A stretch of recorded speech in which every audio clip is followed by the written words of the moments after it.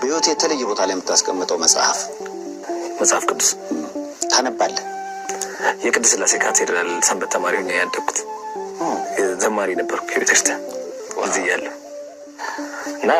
እና ደግሞ እንማራለን ደግሞ እንደ አንድ ሳብጀክት ግዴታ ካሪኩለም ውስጥ ስላለ ስለዚህ ትማራለህ። በዛ ህይወት ማለፍህ የጠቀመህ የተለየ ነገር? ዜማ ከዛ ደግሞ ይሄ ዊዝደም ጥበብ ነገሮች ይመጣሉ። ስነ ምግባር ደግሞ እንማር በጣም በቃ ስላሴን የተማርኩት በጣም አሪፍ ትምህርት ቤት ስለ ኤነርጂ ፊልም ኤነርጂ እንደሚሰራ ታውቃለህ። መጥፎ ሰው ምናምን መጥፎ ነው ሲባል ወይ ይሄ ሰው እንትኑ ኤነርጂው ምናምን የሚባለው ነገር ውሸት እንዳልሆነ ረጋ ያለ መንፈስ ያለው ሰው እንዴት ነው አሁን ስታያቸው ሁሉም የሃይማኖት አባቶች በእስልምናም ይሁን በክርስትናም ይሁን ምናምን መንፈሳቸው እርግጥ ያሉ ሰዎች ገና ሲመጡ አጠገብ እርግጥ ያሉ ሰዎች ናቸው። መንፈስ እሱን ፊልም ማድረግ ምናምን ብዙ ነገር ተምሬያለሁ። መንፈሳዊ ህይወት ጥቅም አለው በራሱ የማረጋጋት ስራዎች። በምትበሳጭበት ወይ ደግሞ ብቸኝነት በሚሰማ ሰዓት ምን የምታደርገው? እወጣለሁ ከከተማ ብዙ ጊዜ። ስለ የተነሳበት ቦታ ትሄዳለህ? ሩፋኤል። እሺ 14 ቀን እዛ ሄዳለሁ።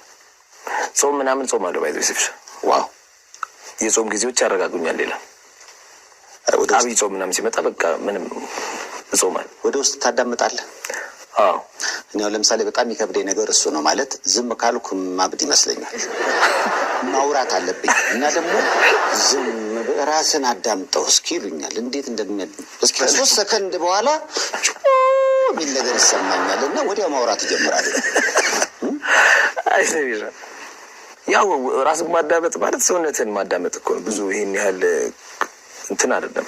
ውስጥ ድካም ካለ ድካም መስማት አለብህ። የሚሰማ ነገር ካለ ጤናህን ፊልም ማድረግ አለብህ። ተነፍሰውንም ታየውንም የምትሰማውንም ሁሉ ነገር ረጋ ብሎ መስማት ማለት ነው። ያው ወደ ውስጥ መስማት ማለት ከውስጥ ሌላ የሚወራ ሰይፉ። ስለዚህ ራስን ኔቸር መስማት ከፈጣሪ ጋር መገናኘትም ጭንቀትህን መተንፈስ ወደ ላይ ራሱ አሁን ብዙ ጊዜ በቃ በብዙ ቦታዎች ስታይ ለምሳሌ ዙሪያው ጨለማ ውስጥ ተስፋ መቁረጥ ውስጥ ያለ ሰው ሊያጋጥም ይችላል። በዙሪያም ይኖራል ብዬ አስባለሁ። በእንደዚህ አይነት ስሜት ውስጥ ላለ ሰው ምክር ምንድን ነው? ዋናው አሻግሮ ማየት መቻል ብቻ ነው። ሴፍስ ወደፊት ማየት መቻል ነገ ይህንን ከዚህ የከበበን ነገር አሻገር ማየት መቻል ቀላል ነው። ሁሉም ነገር ያልፋል። ግን መስራት ደግሞ አለበት።